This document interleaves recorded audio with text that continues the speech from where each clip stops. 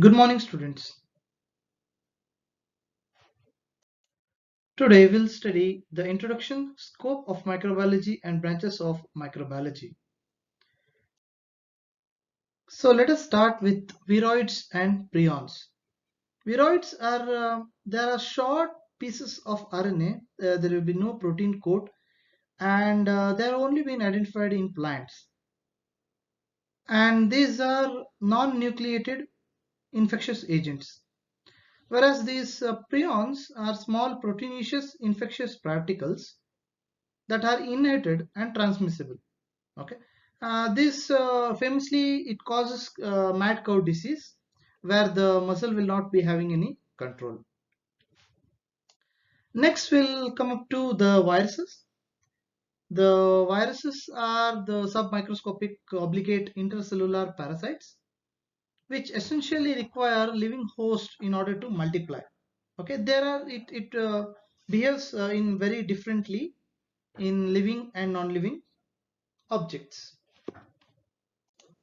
That is why this virus is still a debatable topic that to be adding it to the sweet domain of microbiology.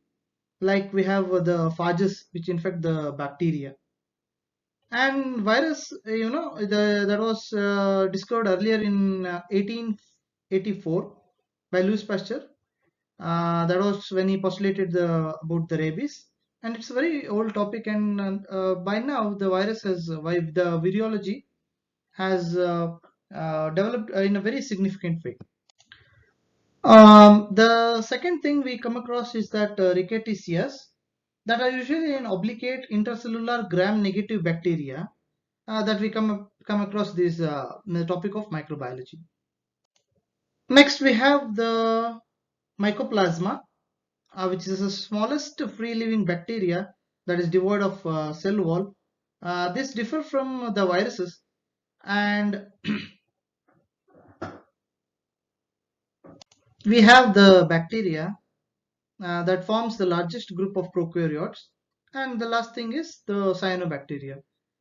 These are prokaryotes which are photosynthetic. Okay, the first forming that we include in neither algae and the bacteria. That is why we call it as cyanobacteria. That is a photosynthetic.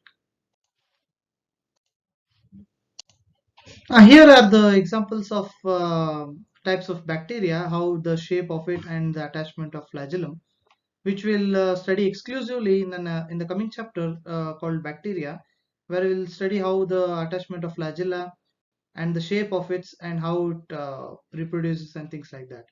So next we have here is just it's nothing but it's a free floating cyanobacteria. What we are seeing here, free floating cyanobacteria, microcyst is also called. Then we have complex morphologies of Oscillatoria and Anabina, which is a green algae. Okay. Then stromatolites are those which are fossilized cyanobacteria.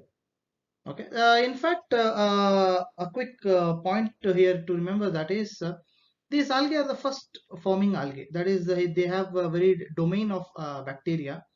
Now, if I say that Earth started 4.5 billion years ago, these bacteria came on evolving 3.5 billion years ago. So you can see how near they are to the evolution, and how far they are from us. So that is how these fossilized things which you are seeing, which shows that how we have evolved from a single cell to multi-celled organisms. Then, what do we study here in this coming video lecture series? We help that how the branches and importance of biology, and it's also how it has been applied to the various fields. Introduction. To begin with, see, microbiology is what we have. It's a discipline. Micro means small, and bio means living, and logy means study. Okay, we are actually studying the small living things which are not visible to the naked eye. So that is the thing. And here the microbiology is most applied of all the biological sciences which do not exist as a true science before the later part of 19th century. A quick fact is that, see, before 19th century, what was called as science was only physics. People perceived that as physics or philosophy, they used to call it as. There was not nothing like microbiology, we have to study it as a different subject or things like that. So it came on like that. Then in the beginning of the 19th century, people realized there are something, some again there are some of the applied organisms which are having a greater importance to our life. So that is how the field of microbiology comes across, and the study of microorganisms is what we are doing now. And we are having multiple dimensions of it, microscopic dimensions, because not all microorganisms are studied in the same way. Some are they have there are presence of them in the humans, animals, plants, and also soil and water and atmosphere. Everywhere there are microorganisms. And these microorganisms is one of the largest and most complex of biological sciences, as it deals with many diverse biological disciplines. See, when you say microbiology, its applications is enormous. You have wide number of applications to that. See, this the microbiology itself came by when in 1674 by Anthony van Leeuwenhoek, when he discovered a crude microscope-like structure. He was a glass maker, and he used to grind glasses, and he sometimes by an accident he saw some creatures moving around in a small bit of water, and then he got to know that by adjusting some kinds of glass or grinding some glass, we can observe these animalcules. So that's why he is known as the father of microbiology. And this term microbe was first used by Sir Sedilot. Okay, and in late 1800s, that is the first decade of this 1900s, scientists, they seized this opportunity to develop a germ theory of diseases, and also about the famous Louis Pasteur theory of pasteurization, and how that is how the golden era of microbiology emerged. And even this caused the curiosity in many people, that how these infectious diseases were identified, and how they used to transmit from one organisms to another organism. So that includes the microorganisms, as I first told in the beginning of the lecture series, that it is how the prions, viroids, viruses, bacteria, cyanobacteria, mycoplasma, fungi, and algae, all these come across in the microplasma. In case of algae, we cannot entirely consider it as microorganisms. That we'll study in later slides. So, how is the scope of microbiology? What is the scope of microbiology? So, it is relevant in all the multitude ways of life. Everywhere you need microbiology. It's a subject which has a very, very wide scope, and it has immense importance due to the involvement of microbiology in many fields. Um, like you have this medicine, pharmacy, dairy, and industry, clinical research, everywhere. Even in this COVID situation, we are seeing how the research is being progressed in many theoretical form and also experimental way. How they are moving about. Even chemical technology and agriculture also, we find a huge demand in that. Nanotechnology itself is what we have. Nano is a small. Okay. Next, microorganisms play an important role in recycling of organic, inorganic material through their roles in this carbon, nitrogen, and sulfur cycles, thus playing an important part in maintenance of the stability of the biosphere. So, how do we have this? If we just make a flow chart of it, you have environmental science, you have pharmacy, you have dairy technology, and you have clinical research. Clinical research is nothing but the outcoming medicines will be clinically trialed with this, particular subjects. Will they'll be given in a specific subjects, and they will be tested for a certain time. you know and then we come across to the war industry is nothing but this biological warfare. All this comes into the war industry, and how to tackle about it. And next, the ongoing research is there. And next comes the medicine. You have huge applications, and also chemical technology. And you in chemical technology, you have these some therapies, like therapies, where they come across, like curing someone by use of this like paste and all. So that is how you come across. Also with agriculture, And the nanotechnology, as I explained, the same thing, the name of nanotechnology, everything comes the same. Now, why do we have to study all this thing is that because, see, in particular microorganisms, they have a huge base of food chains and food webs. Because of that, the ecological chain will be broken. They use the use of microbes is to reduce and degrade pollutants. Industrial waste are there. There are household garbage. All they needs to be degraded. And you have bioremediation, given that substantial importance is being given these days, that we are finding the remedies to our problems through biological sources. Now, next we have the study of microbiology contributes greatly to the understanding of life through enhancements and inventions of microbiology, and that microorganisms, that there is an increased demand of microbiologists today globally. Yes, this is a true fact, that when we study that it as a very classical subject. First we used to study as a microbiology in botany, microbiology in zoology, but now we have a different applied subject, which is a very applied science, that is microbiology, which go in a huge depths, that you can research on it, and you can come up with huge ideas that these days the people are going on researching on. So how do we know about microbiology? So once we need to think that we have to know about the microbiology, so we have to have a clear picture of branches for microbiology. So we have bacteriology, which has the study of bacteria. Like you have a very huge number. There is gold-eating bacteria, there is oil-eating bacteria, and you have bacteria in even the tea fermentation, and there are many applications to that. And even to the mycology is study of fungi, and how the fungi and the bacteria have the relationship between them. That, and protozoology, study of protozoans, and that comes to that picture.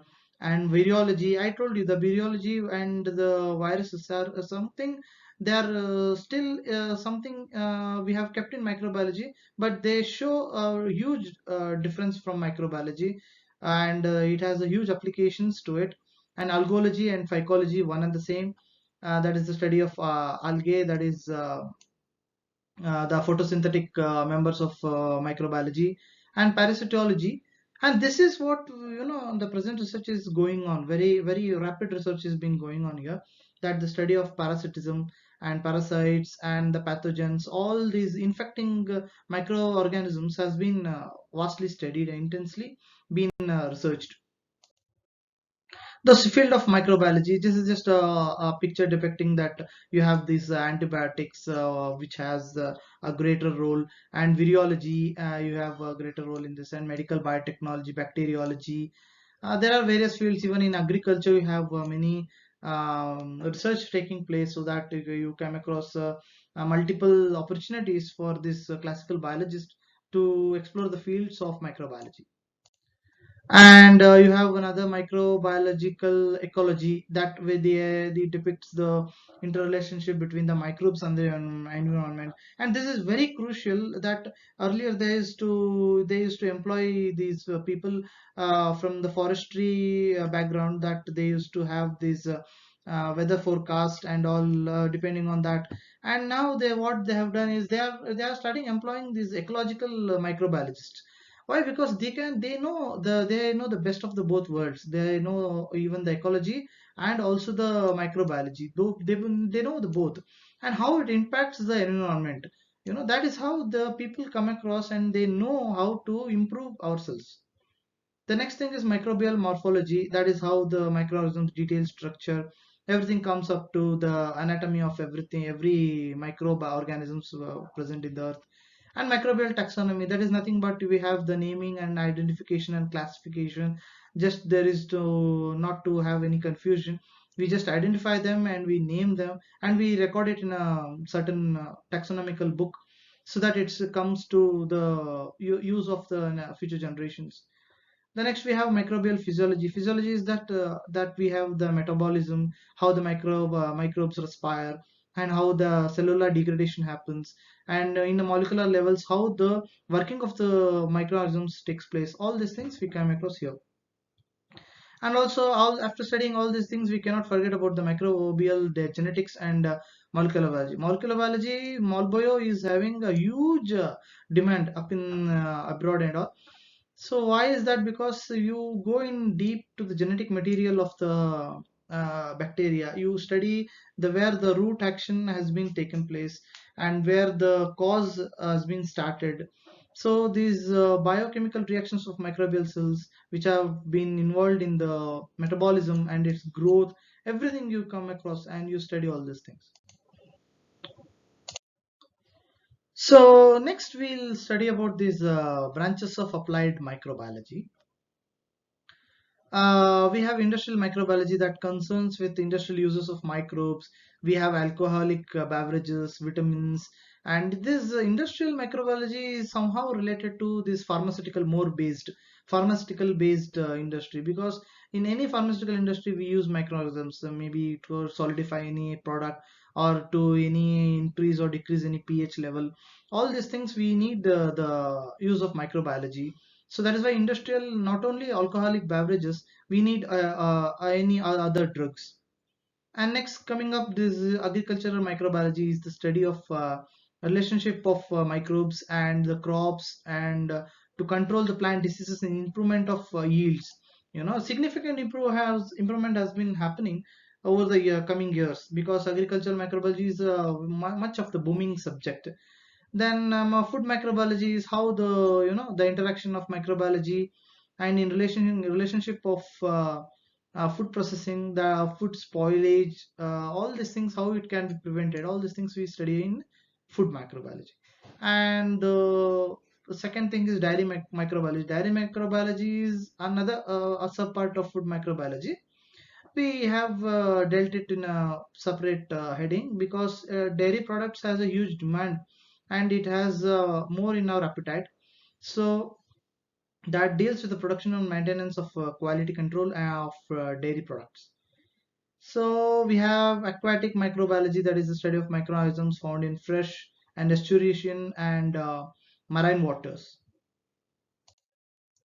Here are just the flow chart depicting the how the use of microbiology in different industries. You have agricultural industry over here, and enzymes. You have all these things comes from the pharmaceutical and drug industry, and antibiotics. All these clinical trials I told you about in the beginning, and this bioremediation is what we have, this ecological and microbiology interrelationship with the present industrial evolution. And you have biofertilizers and pesticides, all these things, antioxidants, and all some chemical things we have. Okay, moving on. Air microbiology is nothing but which deals with the role of aerospora in contamination and spoilage of food and dissemination of plants and animal diseases through air. Okay, that is about. Exomicrobiology deals with exploration of microbial life in outer space. This is a huge topic, because in astrophysics, this is a small subheading where they study about the exomicrobiology. That is outside the stratosphere, we come across the microbial nature of the how, and the outer surface, how it is there, and what is the pressure there, and what is the pH, what is the temperature. Everything will be dealt with this exomicrobiology. And medical microbiology, we all know that how, which deals with the causative agents of diseases, diagnostic procedures, and identification of causative agents. And next is that public health microbiology. This is just the public sector things, which comes and deals with the dealing of monitoring, control, and spread of diseases in communities. This is more of awareness based of microbiology than the classical how the biology will be working. So that is the end of this today's session. Thank you for listening. But before summing up or ending this video tutorial session, well, let's try and answering some questions over here. So the first MCQs we have here, the term microbiology was first used by who is that? You can just guess. Uh, he's who? Sir Sadilot. Yes.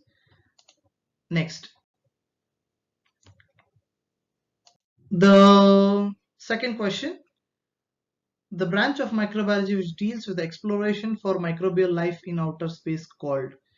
We have just studied air microbiology. No, no, not at all. Not an air microbiology, not microbial ecology, because we have already studied that it is a interrelationship between the microbiology and the ecology and the environment. And also not virology, because virology is something we have studied about viruses, and we have what we have left with exomicrobiology. Let's check the answer. Yes. Okay. Next. Okay, who is known as the father of microbiology? Who is known as the father of microbiology? Yes, yes, he is Anthony von Leeuwenhoek. I just told and mentioned about this in the beginning of the lecture. Which one of the following lack definitive cell wall? Yes, this is an interesting question. Which lacks the definitive cell wall? That is that is mycoplasma. Yes, thank you everyone for attending this lecture series, and let's meet in the next lecture. Thank you.